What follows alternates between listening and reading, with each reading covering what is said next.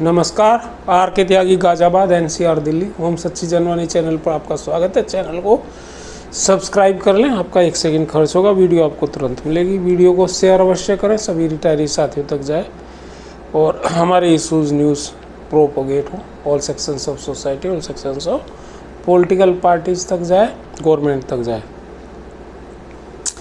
Comment अवश्य करें ताकि हमें आपके व्यूज़ का पता लगे, आप क्या सोचते हैं वीडियो के बारे में, और लाइक करें तो अच्छी बात है। कई चीज़ें आपको बताता हूँ एक वीडियो में, हर एक को अंत तक देखा करें। सबसे पहले इसमें एक छोटी 2 चीज़ बताता हूँ, फिर उसके बाद आगे शुरू करता हूँ। हमारे एक एक्टिविस्ट साथी इसने भोपाल से भेजा इसको, कहते हैं आरएलसी भोपाल के ग्रेजुएटी जजमेंट के विरुद्ध बैंक प्रबंधन सेंट्रल बैंक के बारे में बता रहे हैं।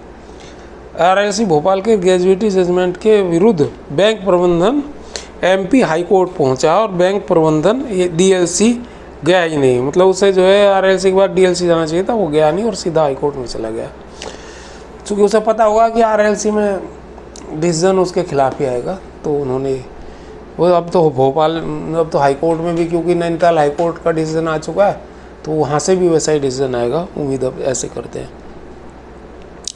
आगे उन्होंने ये बताया, उन्हें कहीं से इनपुट मिला कि आरएलसी भोपाल ने बताया, आरएलसी भोपाल से उन्होंने बात की होगी, आरएलसी भोपाल ने बताया कि सुप्रीम कोर्ट ने यह तय कर दिया है कि ऐसी कोई भी अपील भारत के किसी भी हिस्से का लेबर कोर्ट प्रकरण हो, केवल अब दिल्ली हाई कोर्ट में ही जा सकेगी, जिसकी अपील सुप्रीम कोर्ट में होगी। और ये इसलिए क्योंकि सारे केस उन्होंने दिल्ली हाई कोर्ट में ट्रांसफ़र कर रखे हैं।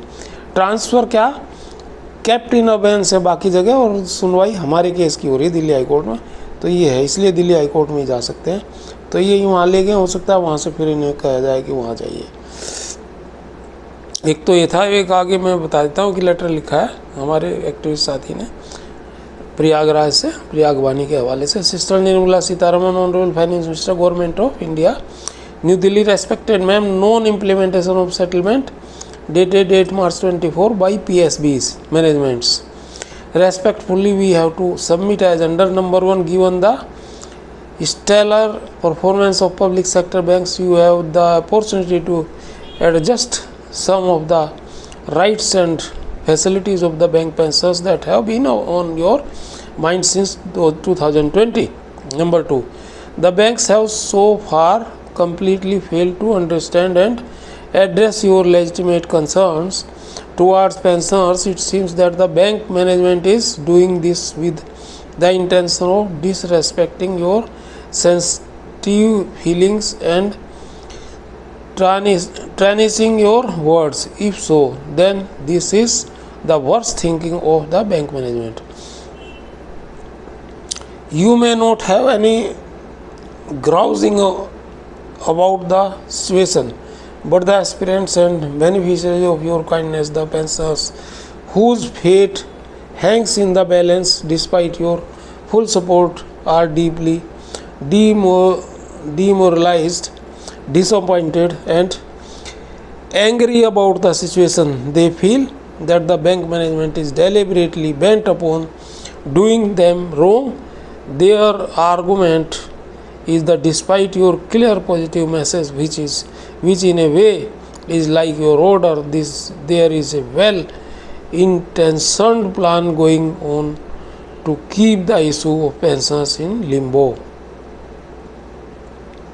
As per settlement 8th March 24, 9th joint note regarding ex gratia amount for pensioners from 1st November 22, the ex gratia amount is to be reviewed in April 24. A meeting was held on this subject, but by that time the operational results of the banks for the financial year 23-24 had not come. Hence the meeting was postponed without reviewing the ex gratia amount. Now the financial operating result of the banks have come, but the IBA is not holding any meeting to review the ex gratia amount. और ये भी बता दूं कि वो उन्होंने पहले जो मीटिंग रखी थी ना, वो इसलिए रखी थी ताकि इसमें एक बहाना कर देंगे और बाद में मीटिंग नहीं करेंगे।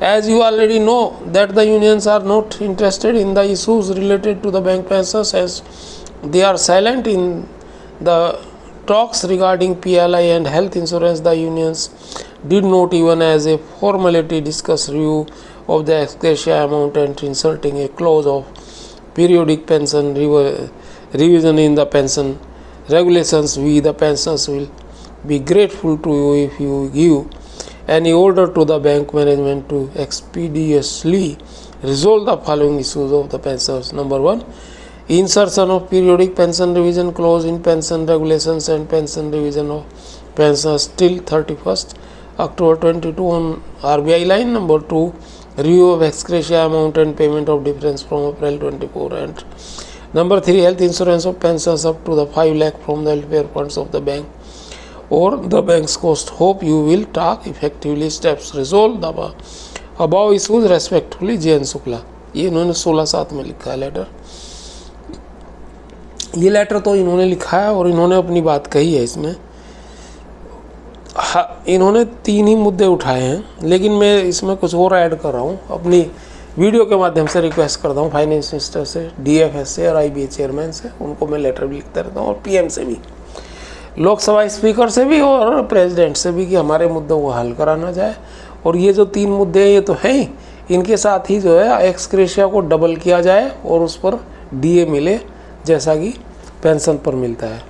स्पेशल अलाउंस एनोमली को तुरंत विद इफेक्ट फ्रॉम 1/11/2012 से उसको ख़त्म किया जाए और उसमें पेंशन मिले, उसका एरियर मिले, और जो जिसकी पेंशन बैठती है उसको मिले वो पेंशन।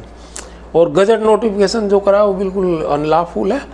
12 साल पीछे से बजट नोटिफिकेशन कर रहे हो विद इफेक्ट फ्रॉम 1/11/2012, भाई वो तो तभी से कर सकते हो आप, इमीडिएट इफेक्ट से रूल है। हमने लेटर लिखा है सेंट्रल बैंक को और उन्होंने जवाब दिया कि सब जुडिस है। भाई सब जुडिस है तो आपने क्यों कर दिया, इसका जवाब मैं जल्दी भेजने वाला हूँ उनको।